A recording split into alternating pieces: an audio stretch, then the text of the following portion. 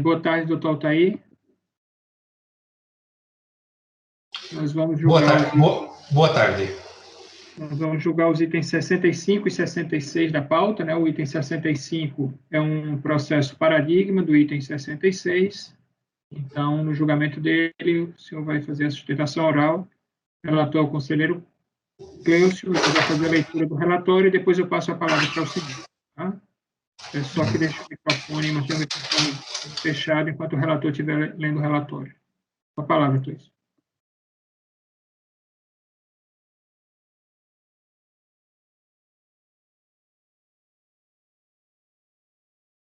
Bem, aqui trata-se de recurso voluntário interposto contra a decisão de DRJ, que considerou procedente auto de infração lavrado contra o contribuinte indicado acima.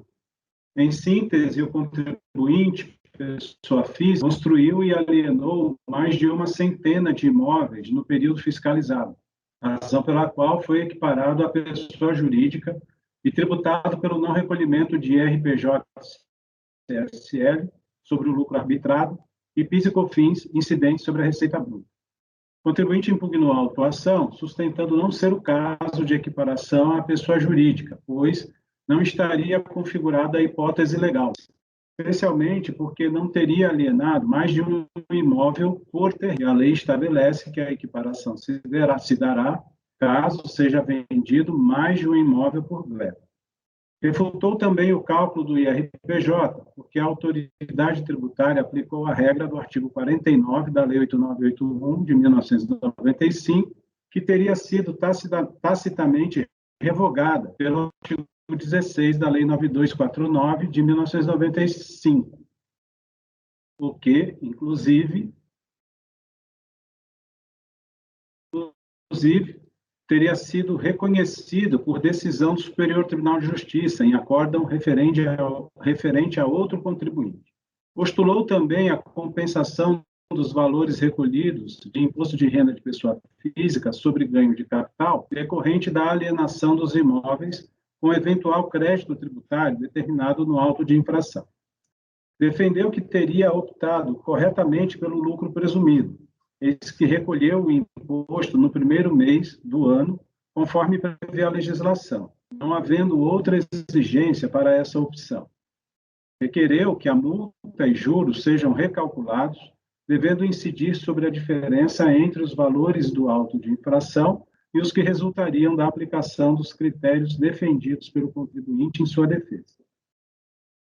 A DRJ manteve a autuação integralmente, sustentando não ser possível a compensação de imposto de renda de pessoa física recolhido pelo contribuinte sobre ganhos de capital, pois a compensação é disciplinada por regras específicas, não sendo possível aproveitar-se o presente processo contencioso para esse fim. Esclareceu que a equiparação da pessoa física à pessoa jurídica era cabível no caso, pois, conforme uma das matrículas dos imóveis vendidos, trazida como exemplo, o contribuinte adquiriu gleba e a loteou, vendendo 4 unidades imobiliárias neste terreno específico, não sendo verdadeira a versão sustentada na impugnação. Quanto à determinação do lucro arbitrado, defendeu que não houve revogação explícita do artigo 49 da Lei 8981 de 95, razão pela qual permanecia em vigor e em plenas condições de incidir sobre o caso concreto. Sustentou que a empresa não optou corretamente pelo lucro presumido, porque, depois de iniciado o procedimento fiscal, o contribuinte perde a espontaneidade na forma do artigo 7º do Decreto 70.235 de 1972, não sendo mais possível a opção.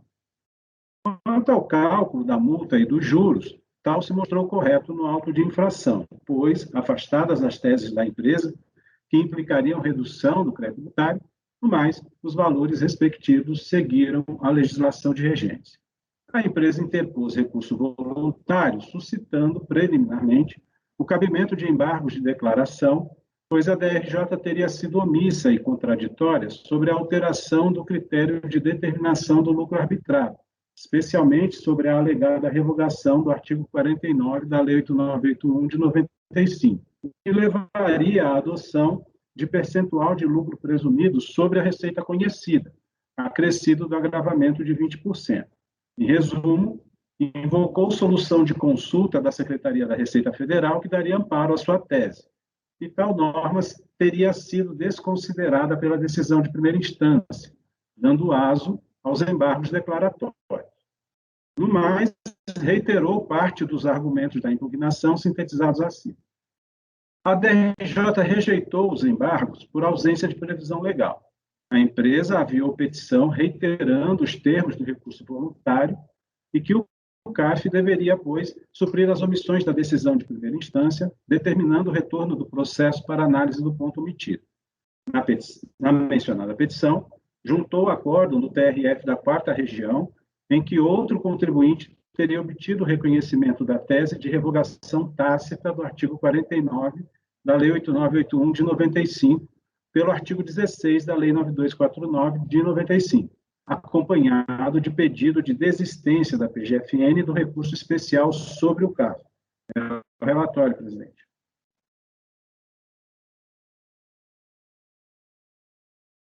Obrigado. Então, doutor Altair, o senhor tem a palavra por até 15 minutos. Senhor presidente, me ouve? Sim. Boa tarde, senhor presidente, senhores relatores, senhores revisores, demais conselheiros, meus cumprimentos. Uma boa tarde e obrigado por me ceder a palavra. O relatório foi muito esclarecedor, mas a sustentação oral ela será resumida a 2 pontos. A questão do entendimento jurisprudencial, tanto do âmbito do CARF quanto no Superior Tribunal de Justiça, documentos já juntados, no sentido de que tanto os tribunais federais, assim como o STJ, quando foi instado a se manifestar em casos idênticos, já determinou, já decidiu matérias já de longa data, já 2016, depois de 2016, há mais de 5 anos, de que, de fato, o citado artigo do regulamento do imposto de renda, pelo qual foi fundado a base de cálculo do imposto de renda, e aqui eu saliento só do imposto de renda, porque, na verdade, para a contribuição social, a base de cálculo foi corretamente utilizada, e vem a primeira discrepância, porque, como a base de cálculo da contribuição social é o lucro, e ela seria diferente do imposto de renda. Portanto, seria a primeira discrepância, que a própria utilização da base de cálculo da contribuição social com base nas mesmas regras das demais pessoas jurídicas deveria seguir a mesma sorte para o imposto de renda ou vice-versa. Bem, o STJ já entendeu que o citado artigo 49 já estava derrogado tacitamente, até porque não existe uma regra especial, até por absoluta garantia da Constituição Federal, uma regra que seja prejudicial, ou seja, que não seja igual a todos os contribuintes. E quando a lei veio indevidamente, não restringiu, não revogou expressamente o referido artigo, mas tacitamente ocorreu. Veja, eu chamo a atenção disso, senhor presidente, senhor relator, senhores revisores, porque, apesar de não se tratar de recurso repetitivo, a estratégia da Procuradoria da Fazenda, talvez estou entendendo dessa maneira, é que todos os recursos que chegam ao Superior Tribunal de Justiça, quando vencedora a tese defendida por mim nesses autos, ou seja, do lucro presumido, que a base de cálculo seria o presumido mais o agravante de 20%, ou seja, 9,6%, a Fazenda vem desistindo dos recursos. ou seja, vem acatando as decisões do Tribunal Federal, ou mesmo não vem recorrendo das decisões dos tribunais federais. E quando o faz, aqueles recursos mais antigos, ela tem desistido, como foi comprovado nos autos dessa desistência na petição, na última petição juntada nos autos, onde se junta o extrato, a decisão, o pedido de desistência e a certificação do trânsito em julgado. Ora, senhor relator, senhores conselheiros, se a própria Fazenda vem desistindo de recursos de que trata a matéria, não há por que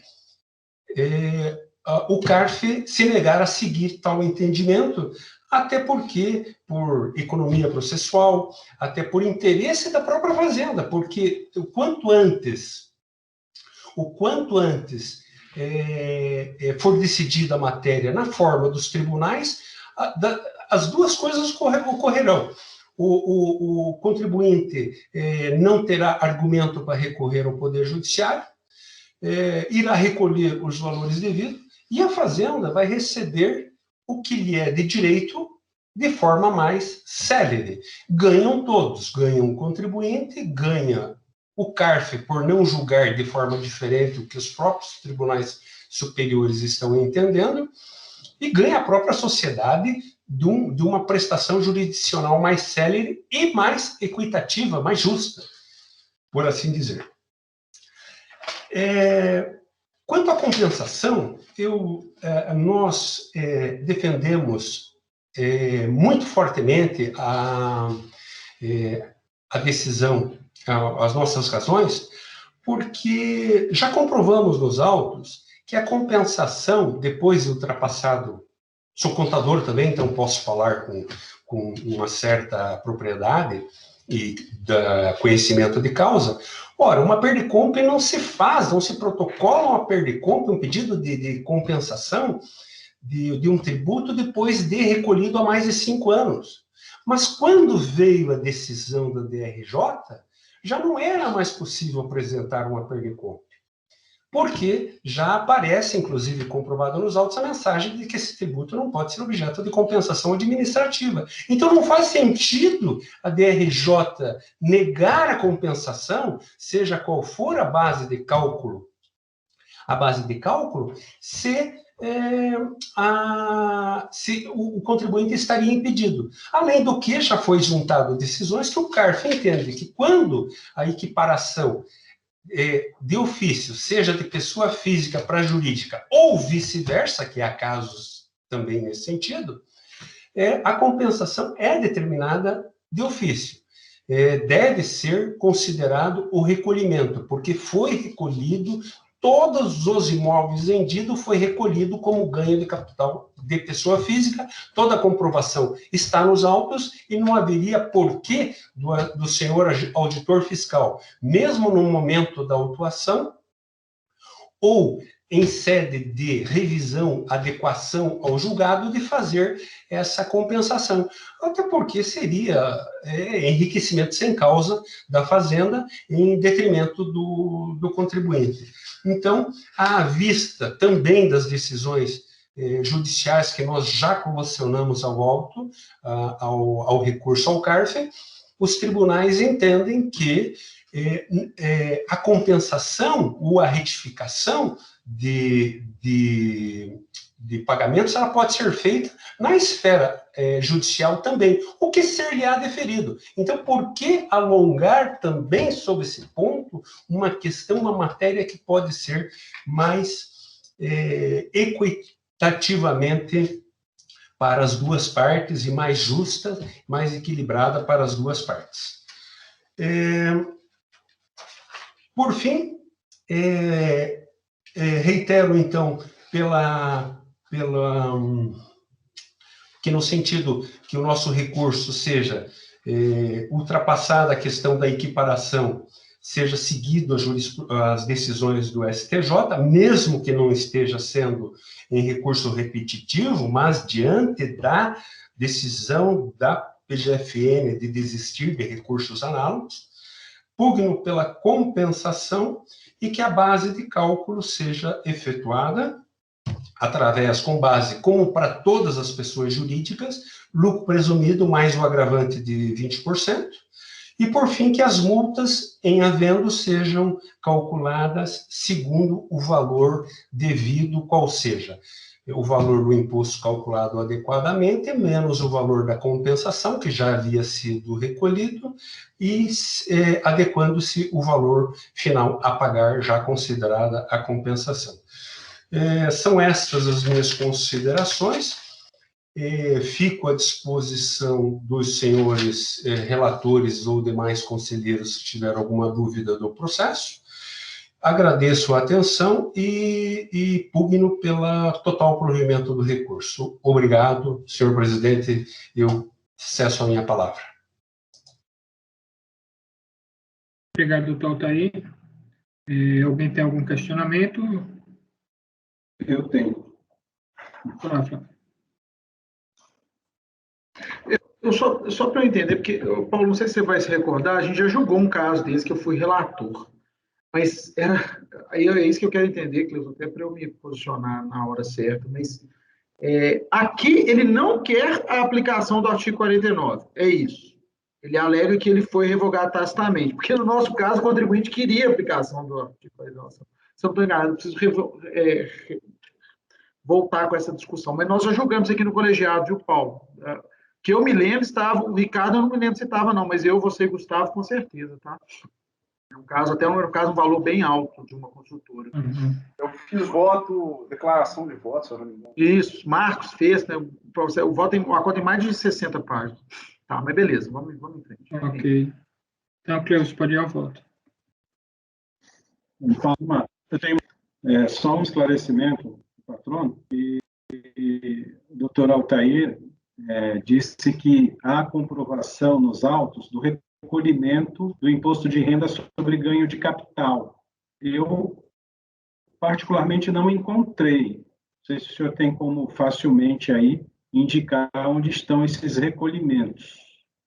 Eu encontrei as declarações de imposto de renda, mas não encontrei os recolhimentos. Está sem áudio, doutor.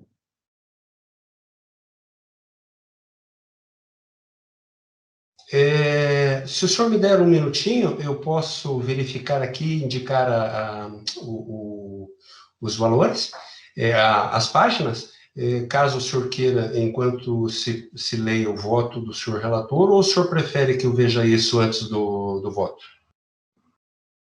Eu posso iniciar a leitura do voto, porque tem um item anterior a esse, e aí, até lá, se o senhor conseguir, nos apresenta. Então. Pode ser? Pode ser, obrigado. Posso começar, então, presidente? Posso começar, presidente? Bem, o recurso é tempestivo e atende aos demais requisitos de admissibilidade. Sobre a preliminarmente, o recorrente suscita a preliminar que intitulou de embargos de declaração, na qual postula o retorno dos autos à DRJ para que esta se manifeste sobre a solução de consulta DISIT SRRF 08, número 166, de 16/4/2010. Sustenta, melhor dizendo, que o contribuinte pode se valer de solução de consulta, ainda que não seja o consulente, desde que se enquadre na hipótese por ela abrangida, invocando, nesse sentido, o artigo 9º da IN 1396 de 2013. Assim, explica que a solução de consulta em questão concluiu que, no caso de empresas do ramo imobiliário, na hipótese de arbitramento do lucro, a regra aplicável seria referente às demais empresas, previstas nos artigos 518 e 519 do RIA de 1999. Assim, no caso em questão, deveria o lucro arbitrado ser calculado em 9,6% sobre a receita bruta conhecida, ou seja, 8% acrescidos dos 20% previstos para as regras do lucro arbitrado. A autoridade tributária, assim como a DRJ, considerou essa regra, calculando o lucro arbitrado na forma, a autoridade tributária, assim como a DRJ, desconsiderou essa regra, calculando o lucro arbitrado na forma do artigo 49 da Lei 8981 de 95. De acordo com a citada norma, tem-se o seguinte, e aqui eu reproduzo o dispositivo do artigo 49. Assim, defende que a norma do artigo 49 da Lei 8981 de 95 foi revogada implicitamente pelo artigo 16 da Lei 9249 de 95, posterior à primeira. Veja, e aqui eu transcrevo o artigo 16. A solução de consulta, segundo o recorrente, teria resolvido a dúvida sobre a incidência de ambas as normas, para concluir que deveria prevalecer a regra do artigo 16 da Lei 9249 de 95, no artigo 15 determina os percentuais de lucro presumido, os quais são utilizados para arbitramento do lucro para qualquer pessoa jurídica. E aqui eu transcrevo o artigo 15 da 9249.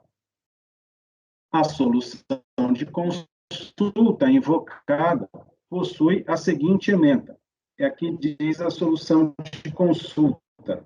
O arbitramento do lucro por iniciativa do próprio contribuinte é aplicável quando conhecida a receita bruta, desde que ocorrida alguma das hipóteses relacionadas no artigo 530 do RIE, entre elas a inexistência de confiado.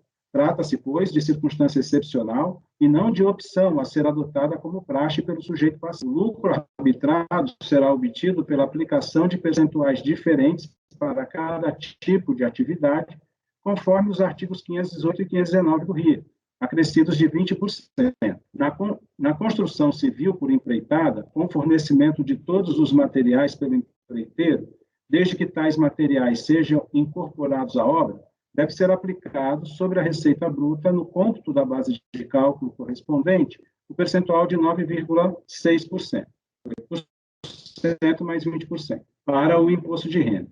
Se o empreiteiro não fornecer os materiais ou fornecer em parte, o percentual a ser aplicado sobre a receita bruta para a determinação da base de cálculo do IRPJ, lucro arbitrado, será de 38,4%, 32 acrescidos de 20%.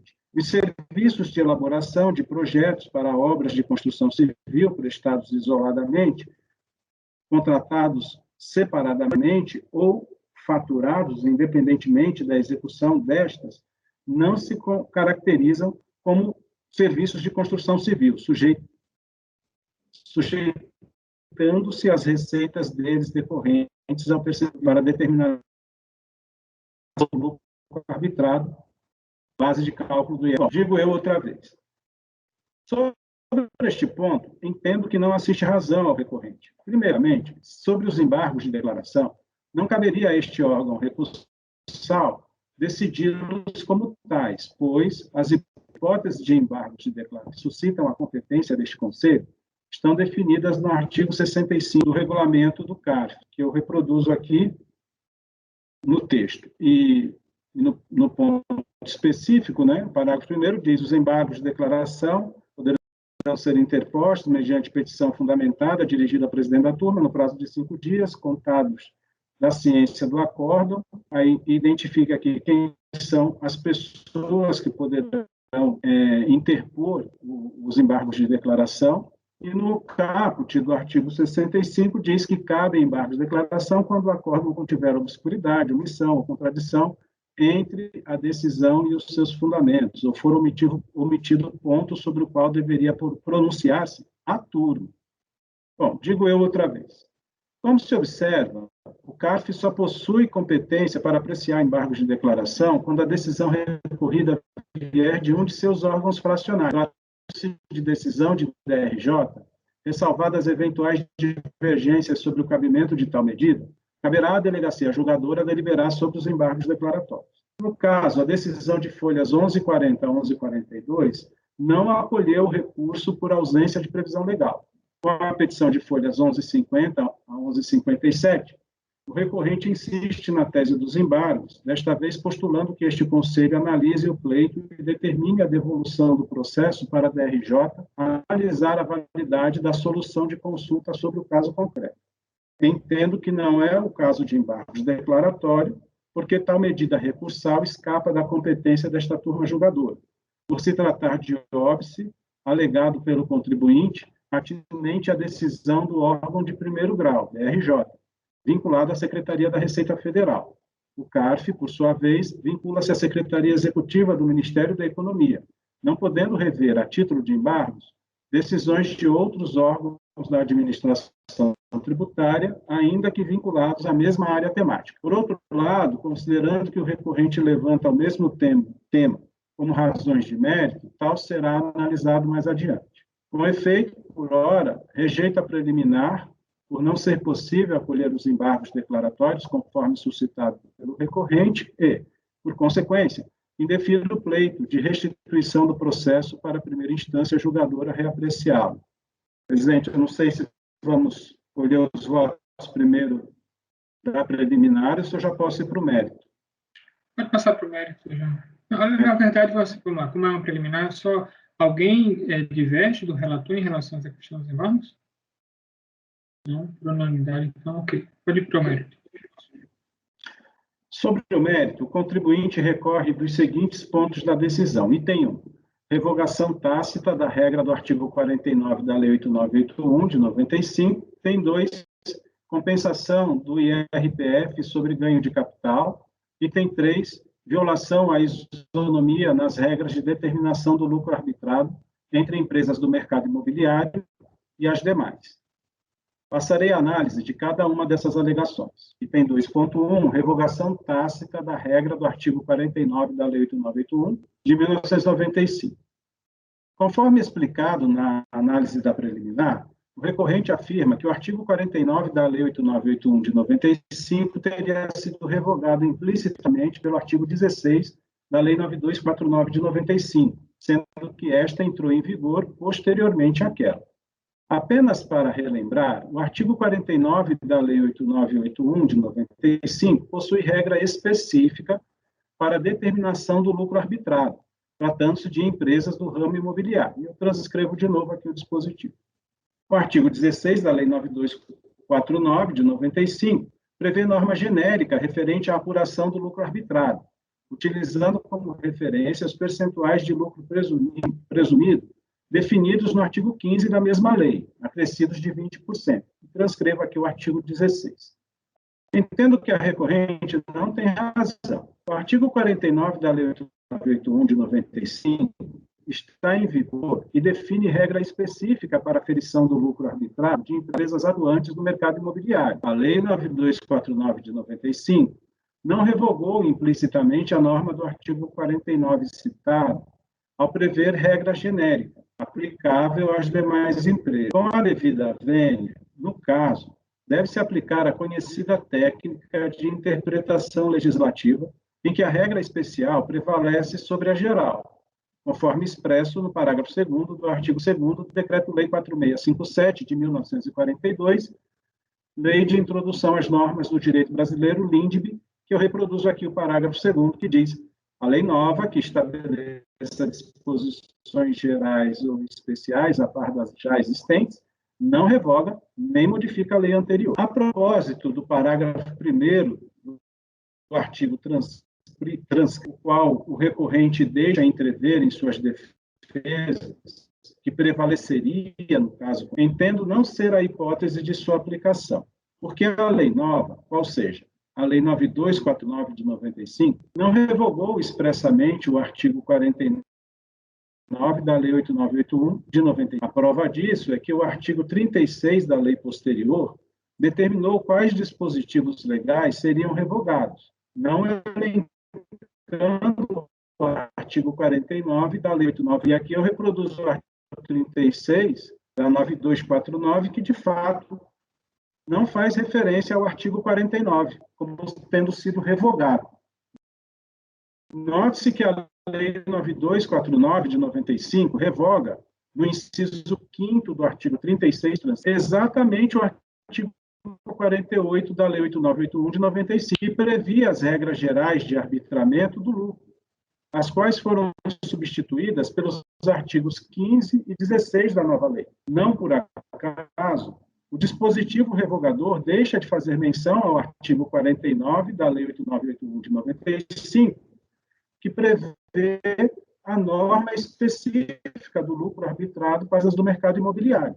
Daí porque Entendo que não se aplica o argumento da recorrente de que houve revogação tácita do artigo 49 da Lei 898 de 96 pelo artigo 16 da Lei 9249. Ao contrário, ocorreu a reafirmação de que a regra do artigo 49 permanece em vigor, pois, do contrário, a lei mais contemporânea teria revogado expressamente a regra específica, como fez para as regras anteriores sobre arbitramento do lucro. Assim, trata-se da típica aplicação do parágrafo 2º do artigo 2º da LINDB, conforme transcrito. Por outro lado, a empresa sustenta em suas defesas que o Superior Tribunal de Justiça decidiu, em precedente relativo a outro contribuinte, que o artigo 49 da Lei 898 de 95 foi revogado tacitamente pelo artigo 16 da Lei 9249. Para ilustrar, veja-se a ementa do precedente. E aqui eu transcrevo o precedente do STJ, que, de fato, diz o seguinte na emenda: recurso especial no qual se discute o critério normativo para arbitrar o lucro tributável pelo imposto de renda de pessoa jurídica de empresa dedicada à venda de imóveis construídos ou adquiridos para revenda.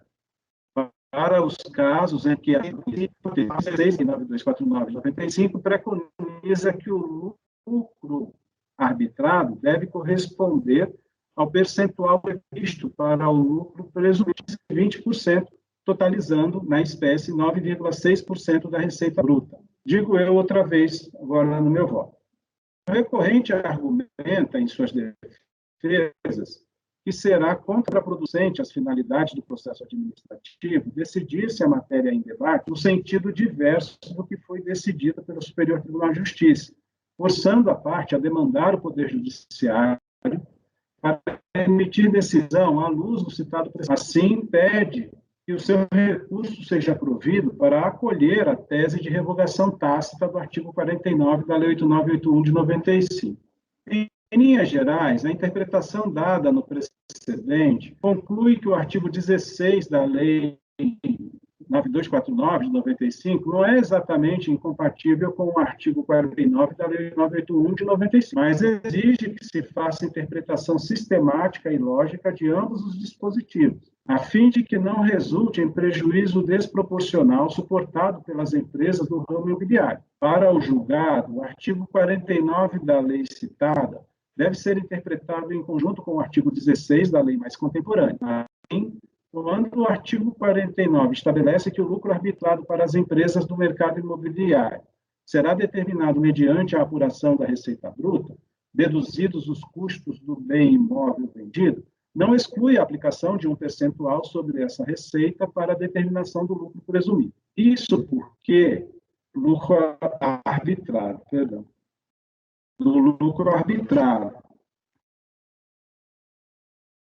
Isso porque, caso não se faça esta interpretação, ocorre-se o risco de, no caso de não se saber determinar os custos do bem imóvel, o contribuinte seria tributado na totalidade da receita, o que é incompatível com o lucro. Além disso, para o tribunal, no mercado imobiliário, a receita da alienação de imóveis é elevada, tributando-se essa receita com a simples dedução dos custos dos imóveis vendidos, tem-se um resultado desproporcional entre esse tipo de atividade econômica e as demais, quando for o caso de arbitrar o lucro. Por essa razão, o parágrafo único do artigo 49 da Lei 8981 de 95 prevê que, abre aspas, o lucro arbitrado será tributado na proporção da receita recebida ou cujo recebimento esteja previsto para o próprio mês, fecha aspas. Essa proporção, segundo o tribunal, são os percentuais definidos pelo artigo 15 da Lei 9249 de 95, referentes ao lucro arbitrado. A passagem transcrita abaixo resume os bem lançados argumentos do tribunal no citado precedente. Acho que é importante ler aqui, pelo menos a parte grifada. O parágrafo único desse artigo, o STJ está se referindo ao parágrafo único do artigo 49, que eu acabei de ler. O parágrafo único desse artigo apenas confirma que o lucro presumido decorre de proporção e não da totalidade da receita. Aqui identifico a inconsistência do arbitramento já detectada pelas instâncias de origem. A interpretação levada a efeito pela Fazenda Nacional de considerar a totalidade da receita bruta e não a proporção determinada pelo artigo 16 da Lei 9249 de 95, resultou em arbitramento de lucro em percentual elevadíssimo, de quase 100% da receita bruta obtida, desgarrando-se em muito da realidade econômica, tal como explicitado no acórdão recorrido. E isso fica ainda mais claro com a inovação normativa promovida pela Lei 11.196 de 2005, que, ao introduzir o parágrafo 4º no artigo 15 da Lei 9249 de 95, reconheceu que a margem de lucro presumido das empresas do ramo da recorrida segue a regra comum estabelecida às demais pessoas jurídicas. Desse modo, deve prevalecer a conclusão das instâncias ordinárias de que o lucro arbitrado da recorrida deve ser calculado na forma do artigo 16 da Lei 9249 de 95, sem, contudo, reconhecer a revogação do artigo 49 da Lei 8941 de 95, posto que a possibilidade de dedução da receita bruta utilizada para calcular o percentual de lucro nele prevista não foi objeto da lei nova. Essa, portanto, a decisão do STJ. Digo eu outra vez. A despeito dessa interpretação, duas limitações se impõem a este órgão julgador para acolher o precedente do Tribunal Superior. A primeira é que o caso não foi decidido de acordo com a sistemática do artigo 543-D e 543-C do Código de Processo Civil de 73, ou dos artigos 1036 a 1041 do CPC de 2015. Por essa razão, não pode vincular este órgão julgador na forma do artigo 62, parágrafo 1º, 2b, do regulamento do CARF, do regimento interno do CARF, perdão. A outra é que, realmente, a Lei 9249, de 1995, não revogou expressamente o artigo 49 da Lei 8981, de 95, conforme demonstrado, devendo, neste caso, prevalecer a regra específica sobre a geral, conforme o artigo 2º, parágrafo 2º da LINDE, como demonstrado. Neste CARF, há precedentes que vão ao encontro do entendimento de que o artigo 49 da Lei 8981 de 95 está em vigor e prevê norma específica para o arbitramento do lucro de empresas do ramo imobiliário, servindo de paradigma a ementa transcrita a seguir, e aqui eu transcrevo um acórdão do CARF, que vai nessa linha do que eu acabei de mencionar. Assim, penso que interpretar o aparente conflito entre as normas do artigo 49 da Lei 8981 de 95 com o artigo 16 da Lei 9249, a favor da tese da harmonia entre os dispositivos, de modo que existe regra específica para o caso das empresas do mercado imobiliário, está alinhado com a jurisprudência do CARF. Dessa forma, não se trata de uma atividade contraproducente decidir de modo diverso ao que decidiu o Superior Tribunal de Justiça em um caso específico. Por outro lado, a invocação feita no precedente citado ao parágrafo 4º do artigo 15 da Lei 9249/95, como um reforço à tese da revogação tácita, parece-me não ser aplicável ao caso. E explico por quê. De acordo com o dispositivo, tem-se o seguinte, parágrafo 4º do artigo 15 da 9249.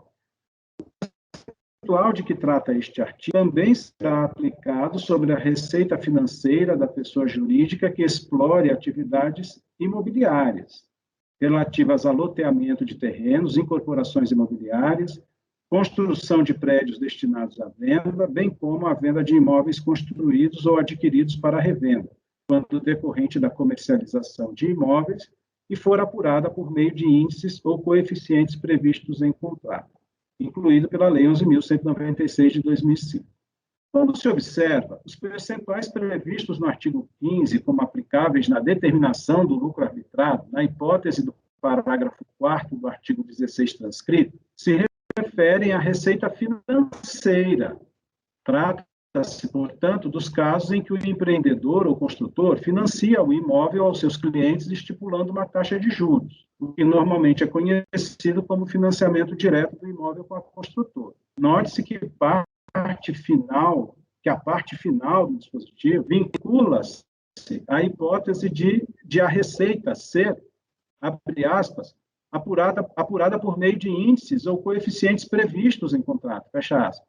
Nestes casos, a receita obtida pela construtora possui natureza financeira e não propriamente decorrente da venda do imóvel, porque o legislador deu um tratamento diverso, estabelecendo que sobre esta receita financeira, né, deverão incidir os percentuais de lucro arbitrado definido no artigo 15 da 9249, e não propriamente a regra do 49 da 8981. No caso dos autos, conforme as informações do item, abre aspas, da apuração do IRPJ e CSL nos anos calendários 2007 e 2008, exatamente na folha 980, TVF esclarece que 85% dos imóveis vendidos foram pagos com recursos próprios do comprador ou mediante financiamento bancário realizado com recursos do FGTS, portanto, que o financiamento não foi realizado com recursos próprios do autuado, que afasta a incidência do parágrafo 4º do artigo 15 da 9249. Assim, tendo não ser o caso de se aplicar o argumento de revogação implícita do artigo 49 da Lei 8981 de 95 pelo artigo 16 da 9249, inexistindo o que prover sobre este ponto do recurso. Prossegue ou vamos colher o voto dessa parte? Vamos colher o voto. Então, o relator está negando provimento ao recurso em relação a essa questão da revogação implícita do artigo 49. Eu encontrei, Flávio, o acórdão a que você se referiu. Ele era naquela situação, porque a regra geral do artigo 49 é receita menos custos, né? E aí, no seu caso, o contribuinte não tinha apresentado os custos. E aí o arbitramento foi em cima da íntegra da receita. E aí o voto foi no sentido de aplicar a regra do percentual, né, majorado. Isso. Na verdade, só para esclarecer, assim, a fiscalização, como o contribuinte não apresentou os custos, ele arbitrou com base na 49, só considerando a receita, não fez nenhum abatimento. Exato. Aí a DRJ veio e falou, não, tem que ser a regra geral. E aplica a regra geral com os percentuais que deduzem. Eu até, em sede preliminar, entendi que a gente não poderia consertar, enfim, o lançamento. Isso não prevaleceu, mas prevaleceu no mérito o entendimento de que, uma vez não tendo um custo, deve-se ir para a regra geral. Mas, aí já adiantando aqui, em nenhum momento nós falamos em revogação do artigo 49, não era isso. Sim. Acho que é só bem por aí. Ok. Alguém quer algum esclarecimento? Podemos ir para o voto? Só queria entender essa harmonização entre os entendimentos, que foi citada pelo Cleuso, seria o quê? Seria reduzir o custo da receita e, se houvesse diferença, ainda aplicar o percentual, é isso? Existe essa tese também.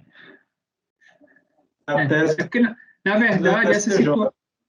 verdade, essa situação que acontece tem a ver porque quando a Lei 9249 e a Lei 8981 foram editadas, as construtoras eram impedidas de optar pelo lucro presumido. Elas eram obrigadas ao lucro real.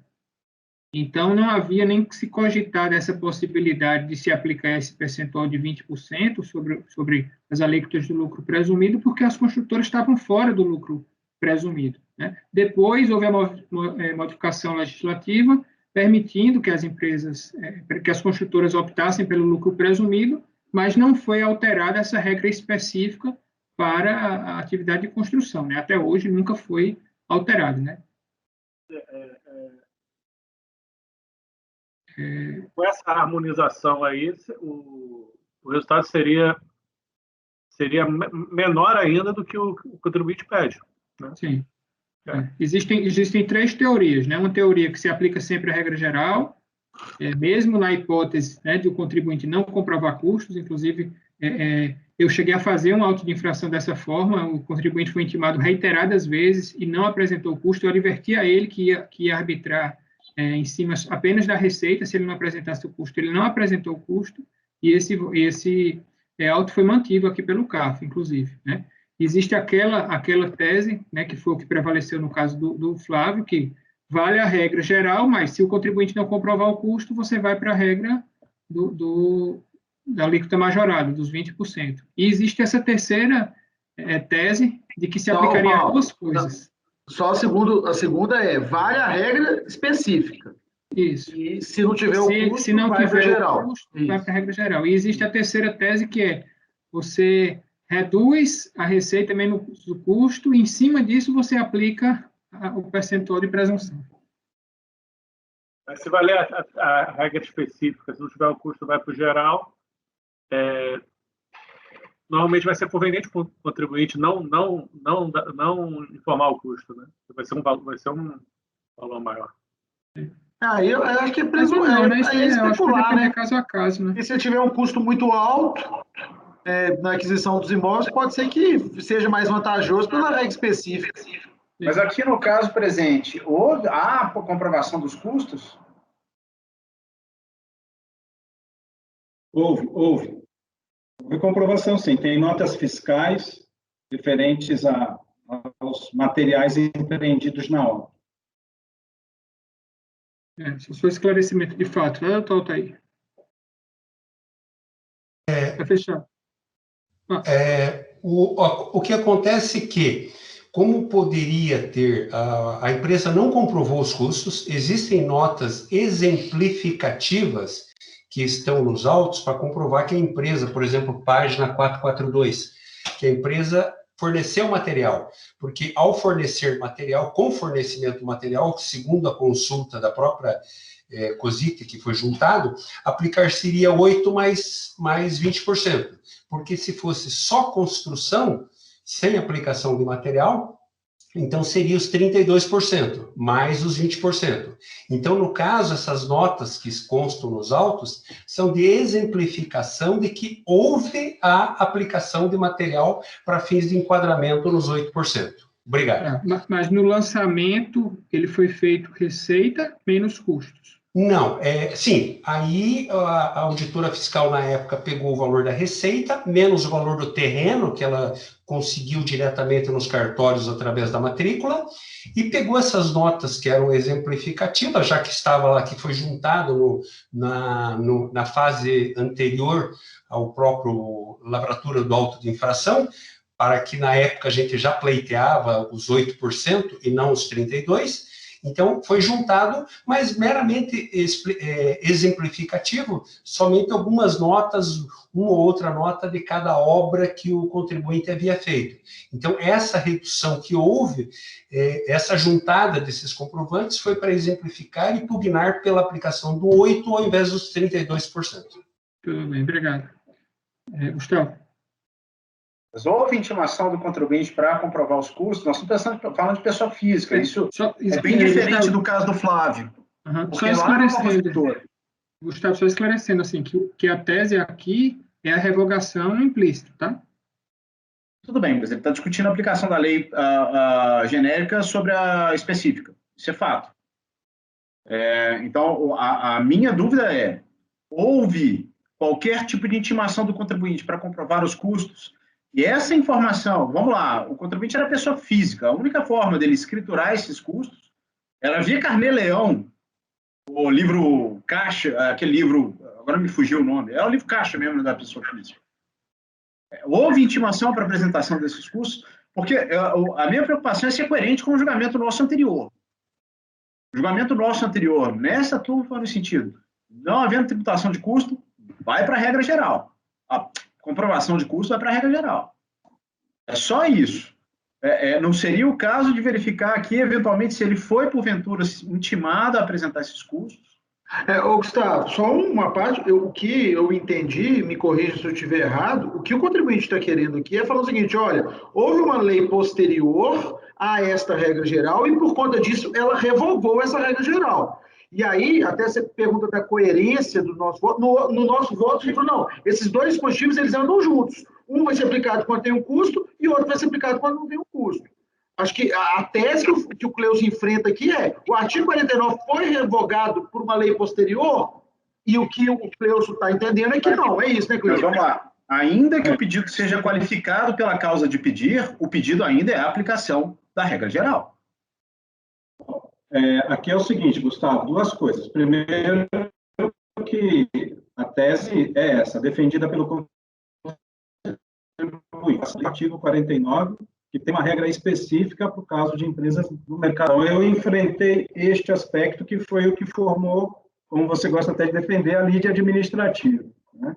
Agora, essa questão dos custos, a fiscalização intimou o contribuinte para que comprovasse os custos, e aí é quando vem a juntada de algumas notas fiscais, que o doutor Altair explicou que foram juntadas de forma meramente exemplificativa. Então, houve a intimação para a juntada dos custos. Em questão de fato,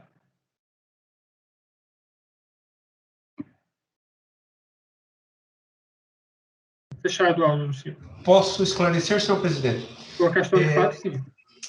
Sim, o contribuinte foi intimado, de fato, para apresentar comprovantes.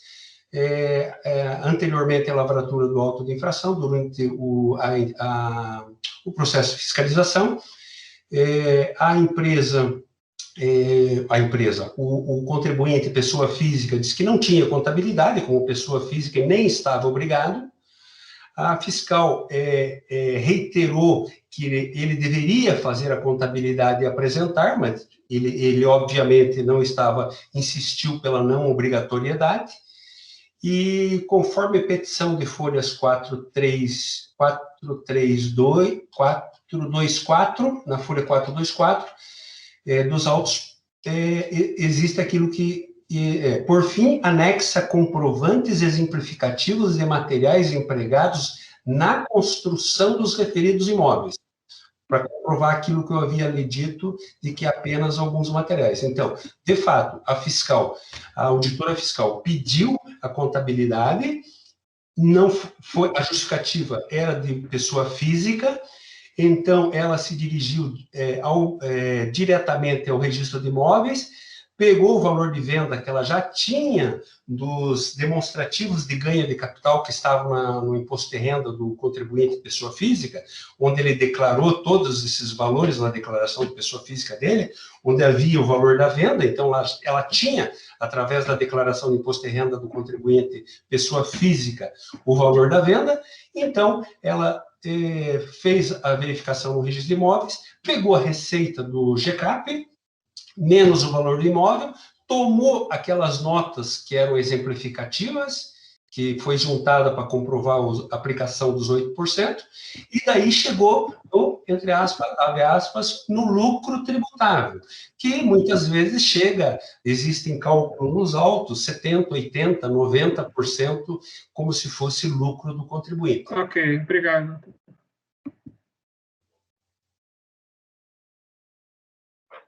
Sem áudio, Paulo.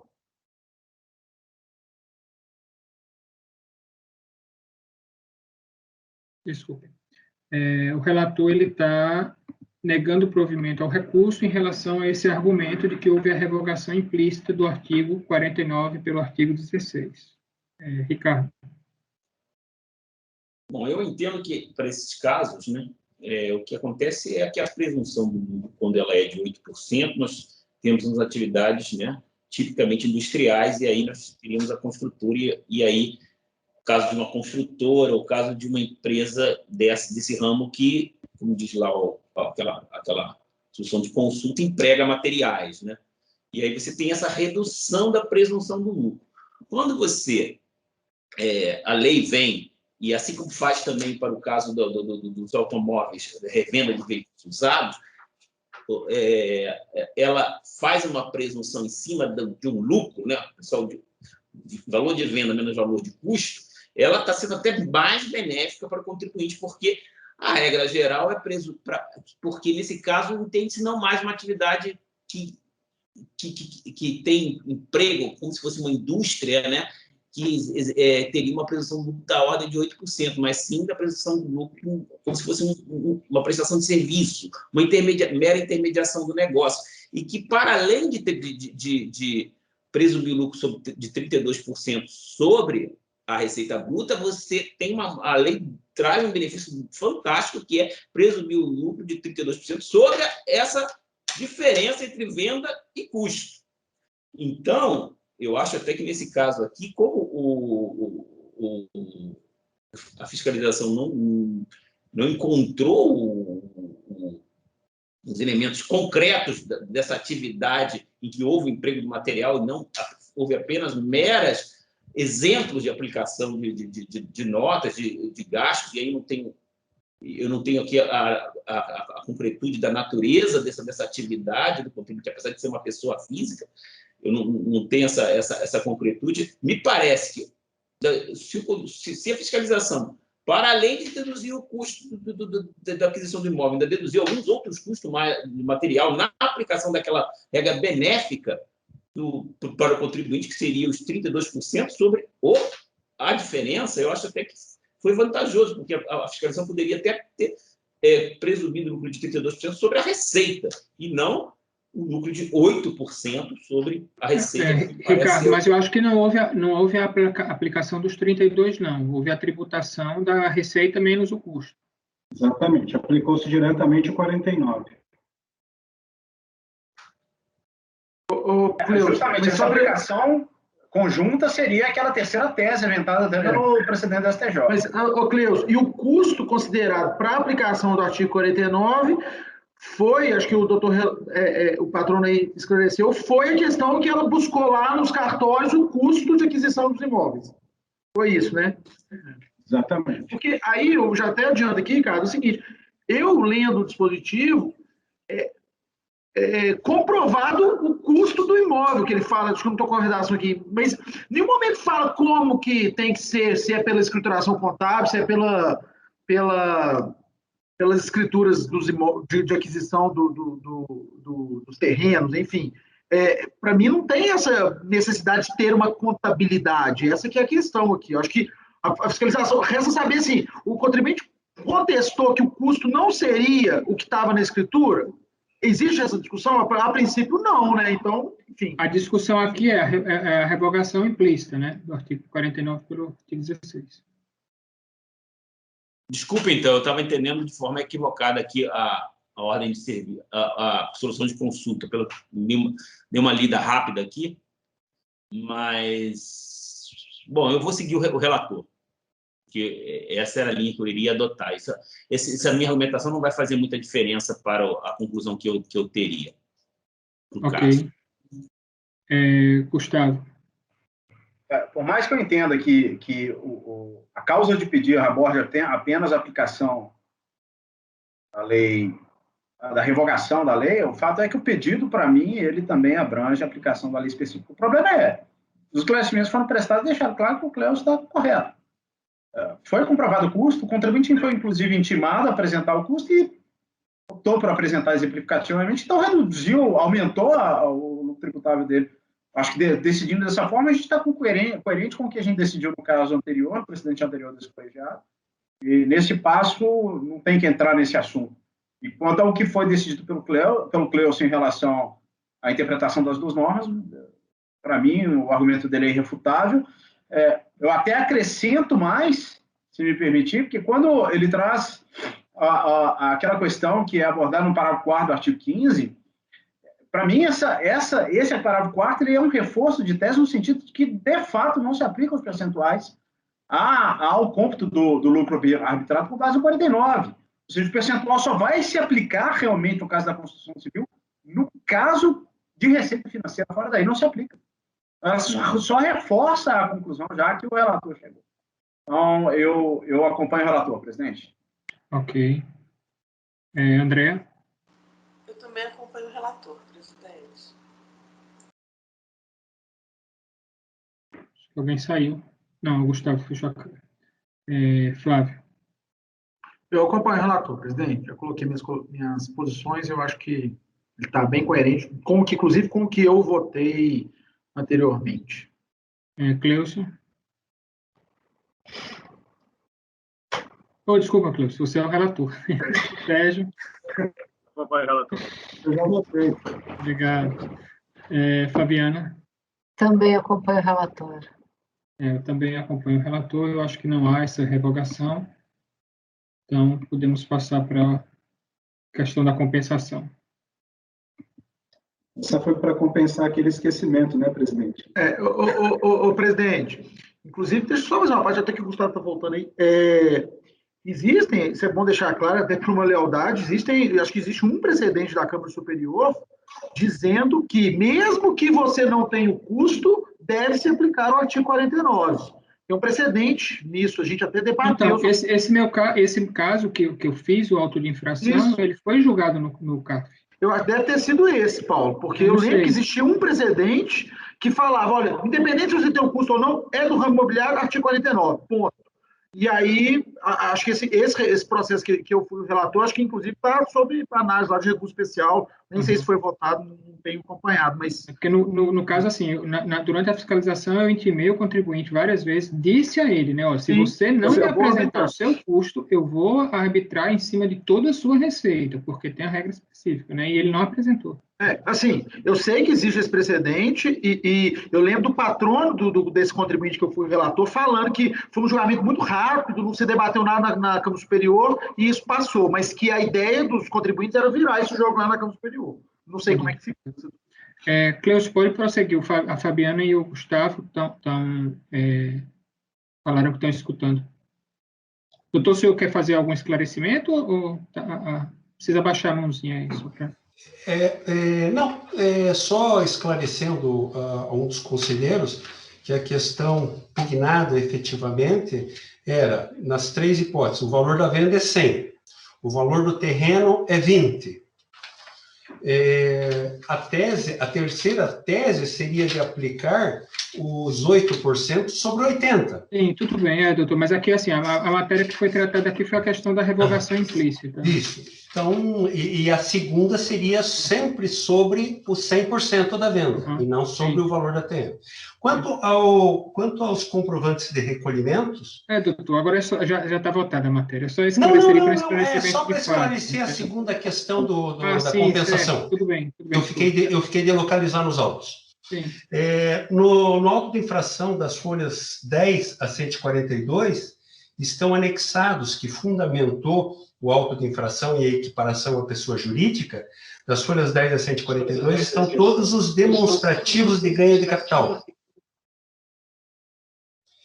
Os demonstrativos de ganho de capital, onde estão os valores que foram recolhidos, como pessoa física. Obrigado. Obrigado. Pode dar o voto, Cleusa. Bem. O item 2.2 da compensação do IRPF sobre ganho de capital com o débito. O recorrente repetiu no recurso voluntário o argumento de que os valores recolhidos a título de IRPF sobre ganho de capital deveriam ser descontados da base de cálculo do RPJ, apurado na base respaldar sua tese, transcreve acórdão deste CARF na linha do argumento exposto. A DRJ afastou a alegação do contribuinte, sustentando, em resumo, que os procedimentos para a compensação de créditos decorrentes de pagamento indevido com débitos tributários são disciplinados pela INSRF 1717 de 2017, devendo-se proceder mediante a transmissão de PERDECOM. Assim, o auto de infração e o respectivo processo administrativo contencioso não poderão servir de suporte para a citada compensação. Com a devida vênia, não se trata o caso de compensação no sentido estrito. Observe-se que a compensação é procedimento de iniciativa do contribuinte visando extinguir crédito tributário confessado como devido. Daí a incidência do artigo 74 da Lei 9430 de 96 e das normas regulamentadoras emitidas pela Secretaria da Receita Federal, sendo a mais recente a IN 1717, citada na decisão recorrida. O argumento do contribuinte possui uma distinção sutil, pois se refere à determinação do crédito tributário considerado devido pela Fazenda. Nesse sentido, o artigo 142 do CTN prevê o seguinte, e aí eu transcrevo aqui o artigo 142. Como se observa, é dever da autoridade administrativa, abre aspas, calcular o montante do tributo devido, fecha aspas. O IRPJ incidente sobre o lucro da pessoa jurídica, dedicada à venda de imóveis construídos, como é o caso da autuação em debate, decorre da diferença de receita entre o imóvel adquirido e o seu valor de venda, deduzidos dos custos da construção. Esse é o teor do artigo 49 da Lei 8981 de 95, reiteradamente invocado no auto de infração. Desde a fase procedimental, isto é, antes da lavratura do auto de infração, o contribuinte alega que recolheu IRPF sobre ganho de capital exatamente sobre os imóveis que serviram de base para a autuação. Nesse sentido, vejam-se as petições de folhas 392, 394, 412, 416, 422, 425, 973, 974.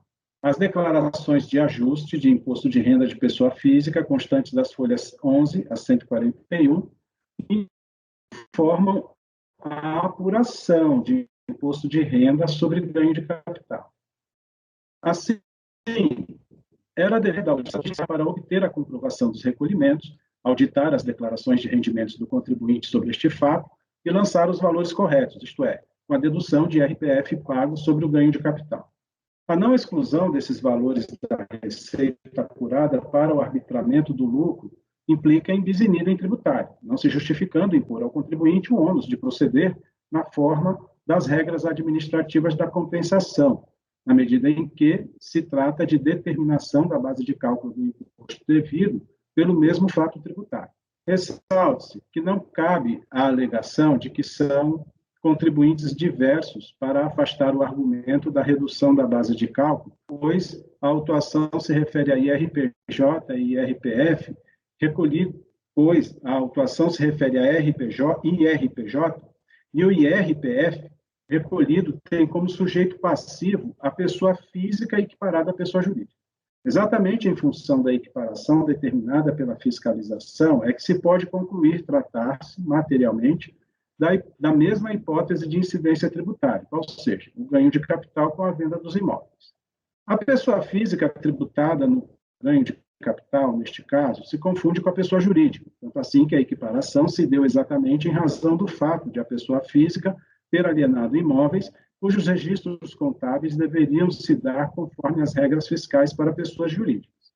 Ainda que se afaste o presente argumento, em precedente deste CARF, a Câmara Superior reconheceu a obrigatoriedade de se deduzir o IRPF sobre ganho de capital do imposto incidente sobre este ganho, obtido pela pessoa jurídica da qual a pessoa física é sócia. Vou ler aqui a parte grifada. Imposto sobre a renda. A requalificação da sujeição passiva, aspecto pessoal, alterando-se a incidência de pessoa física para a pessoa jurídica, não tem o condão de alterar o aspecto material do ganho de capital. Assim, valores pagos a título de imposto de renda à pessoa física referente ao ganho de capital apurado pelos sócios da empresa devem ser considerados na apuração do ganho de capital do imposto de renda da pessoa jurídica lançado de ofício. Digo eu outra vez, a propósito, a súmula CARF 76, embora referente ao simples, auxilia na compreensão do ponto em questão. Diz a súmula, na determinação dos valores a serem lançados de ofício para cada tributo, após a exclusão do simples, devem ser deduzidos eventuais recolhimentos da mesma natureza efetuados nessa sistemática, observando-se os percentuais previstos em lei sobre o montante pago de forma unificada. Tratando-se de exclusão do simples e a consequente tributação pelo regime normal, devendo-se excluir os valores recolhidos no regime simplificado, a fim de se evitar o bis in idem ou eventual enriquecimento sem causa da fazenda. Trata-se, de exclusão do simples e a consequente tributação pelo regime normal, devendo-se excluir os valores recolhidos no regime simplificado, a fim de se evitar o bis in idem ou eventual enriquecimento sem causa da fazenda. Semelhante raciocínio deve ser aplicado ao caso em análise, pois, tendo o contribuinte recolhido IRPF sobre ganho de capital, tais valores devem ser excluídos do RPJ da pessoa jurídica equiparada, se o fato gerador é o mesmo, ou seja, a receita oferida com a venda dos respectivos imóveis. Assim, entendo que a fiscalização deveria ter considerado a alegação do contribuinte desde a fase procedimental, de abatimento dos valores recolhidos a título de IRPF sobre ganho de capital, da base de cálculo do IRPJ sobre a mesma hipótese tributária. Por conseguinte, o crédito tributário referente ao IRPJ não foi determinado corretamente, porque uma parte do crédito não seria devida, caso se confirmassem os recolhimentos do IRPF sobre os ganhos de capital, com a alienação dos imóveis que serviram de base para a autuação da pessoa jurídica equiparada.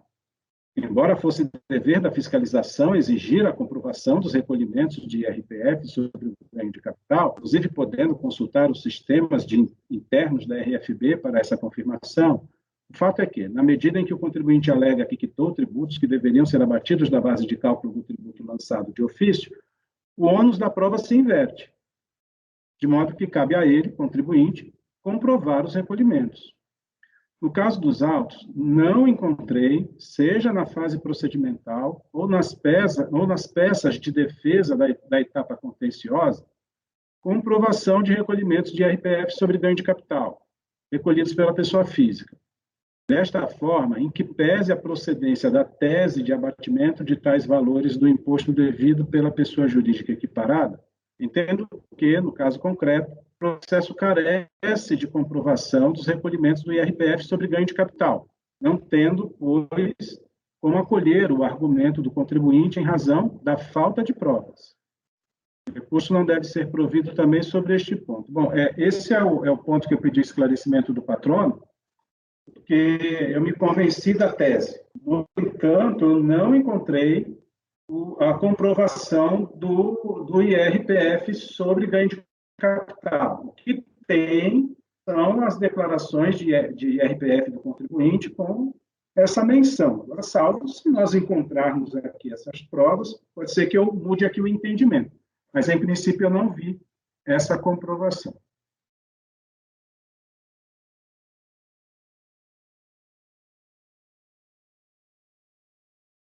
Sem áudio. Esclarecimento de fato. Tá? Senhor relator, as folhas 18, para fundamentar o auto de infração, a própria fiscal juntou as declarações de imposto de renda à pessoa física do autuado posteriormente equiparado, na qual foram declaradas essas operações. Mas ela está se pedindo a comprovante. Existe algum comprovante?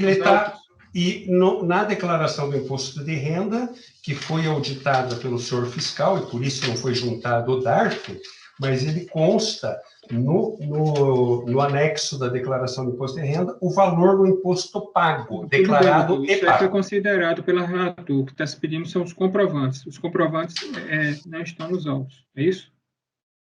Está a declaração do imposto de renda. Não, os comprovantes. Não. Obrigado.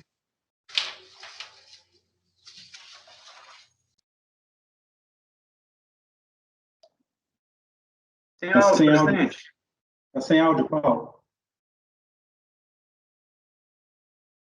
Então, o relator está negando provimento ao recurso voluntário também em relação a esse ponto, por ausência de provas dos supostos pagamentos a título de pessoa física. Ricardo.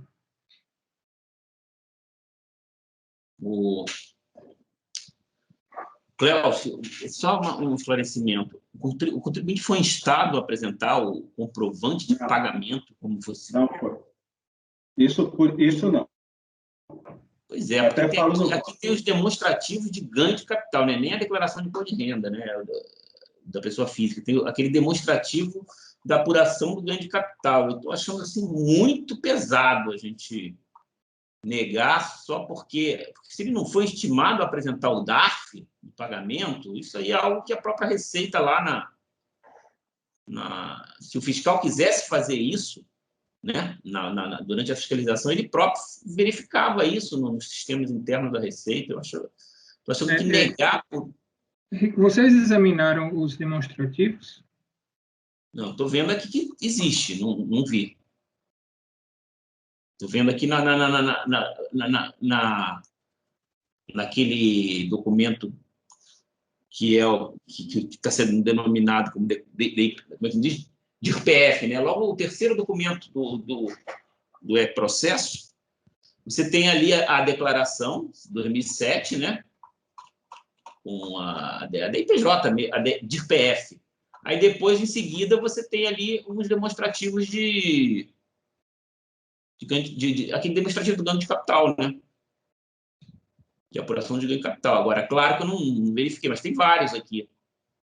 Assim, não sei se trata realmente do meu período. Aí o patrono está dizendo que sim. Assim, eu acho que, até se fosse o caso de tornar isso líquido, e até porque eu concordo com a tese que o Cleelson colocou, né? A questão de tornar líquido isso talvez fosse o caso de propor uma conversão em diligência para que se apurasse esse valor, ou então a gente dava aqui uma decisão daquelas em que manda a unidade de origem apurar aí qual seria o crédito que ele teria direito, porque eu acho que negar, quando ele não foi instado a trazer esses comprovantes, eu acho extremamente rigoroso da nossa parte. Então, assim, para declarar meu voto, eu divido porque eu propunha converter em diligência. Então, vamos inverter, né? Vamos votar, então, a conversão em diligência. Fabiana, queria falar alguma coisa? Eu concordo com o Ricardo, eu fico me perguntando aqui, porque não vi. Na impugnação, ele já pede esse abatimento do ganho de capital? Ele pede, inclusive, na instrução. Na verdade, ele pede antes da lavratura do auto de infração. E nunca teve nenhuma manifestação da Receita dizendo não foi pago. Não, porque, inclusive, o fiscal, Fabiana, no auto de infração, quando ele vai justificar que não houve nenhum tipo de abatimento, porque não é competência da Receita fazer essa compensação. Ele parte da premissa de que o contribuinte está pedindo uma compensação nos moldes das INs, 1717, 1500... Sim, coisas completamente diferentes. Tá. Não, entendi. Ok, então, só um esclarecimento, né, sobre o porquê que eu cheguei a essa conclusão. Na minha visão, é o seguinte: embora a fiscalização não tenha considerado as alegações do contribuinte sobre esse ponto, o contribuinte, na impugnação, teve oportunidade de juntar os comprovantes que fechariam a sua tese, o seu argumento, e também no recurso voluntário, porque no recurso, na decisão da DRJ, o fundamento foi esse, que ele não poderia compensar por conta lá da IN 1717. Eu entendo os argumentos do Ricardo, viu, Ricardo? Eu acho que aí é aquela questão da zona cinzenta, né, entre a gente ser rigoroso demais com a questão formal do processo e a busca da verdade material. Mas aqui o que me incomodou em parte, pedindo todas as vênias aqui, especialmente ao patrono, foi a falta da comprovação, né, porque a prova deste alegado é muito frágil, na minha opinião. Mas eu estou disposto a ouvir os demais colegas para poder até refletir melhor sobre o... Ok, então o Ricardo está propondo a conversão em diligência. Para esclarecer, tá, Fabiana? Teve as duas opções que foram alegadas. Gustavo. Eu concordo com tudo que o Cleus falou, até os últimos 3 parágrafos. Nós temos que lembrar que isso é lançamento tributário, como o Cleus mesmo colocou. O 142 exige que você, você, enquanto auditor fiscal, enquanto Receita, enquanto autoridade administrativa, você exaura toda a matéria de fato.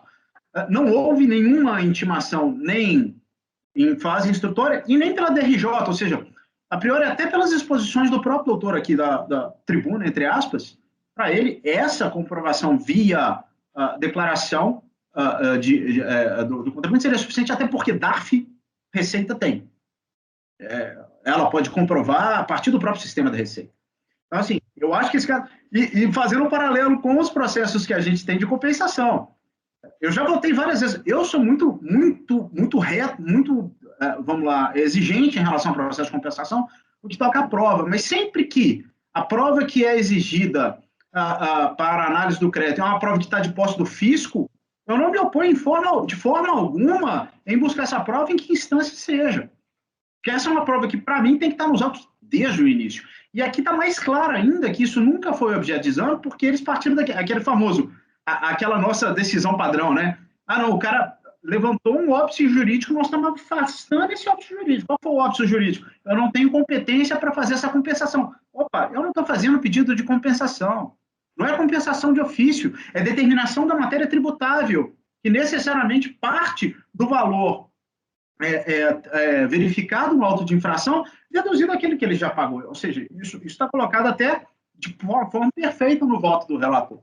Então, assim, acho que já estamos demorando demais no julgamento do processo, mas para terminar a discussão aqui, eu vou acompanhar a divergência, presidente. Ok. André? Eu acompanhei atentamente a colocação de todos. Me parece realmente bem razoável a proposta de diligência do Ricardo. Eu acompanho a divergência. Ok, Flávio?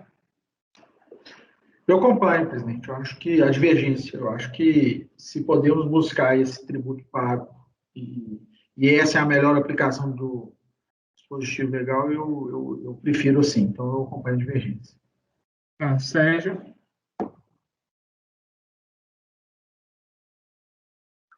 Acompanho a divergência também. Acho que não tem por que exigir do contribuinte que traga uma prova que a Receita tem e facilmente obtível. Quer dizer, não é nenhuma prova que o contribuinte... acho que é correto. Ok, Fabiana?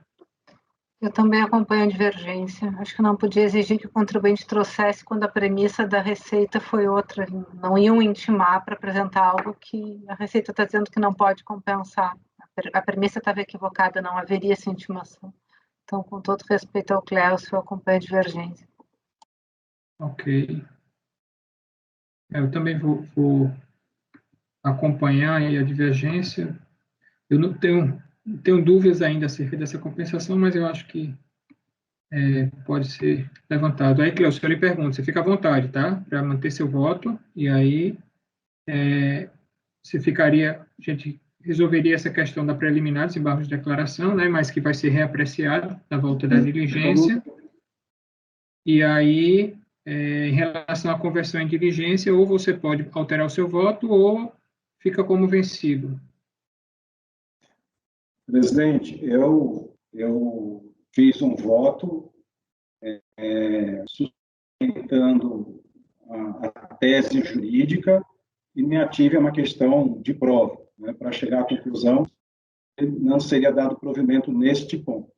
Nós estamos num órgão colegiado, e eu acho que a decisão aqui tem que expressar o entendimento desse colegiado. Eu não tenho nenhum problema em aderir à tese da conversão do julgamento em diligência, até porque, eu posso fazer agora essa confissão, a primeira solução que eu dei para este caso foi essa, converter em diligência. No entanto, a questão da ausência da prova me incomodou e, por isso, eu fiz o voto da forma como eu expliquei e proferi.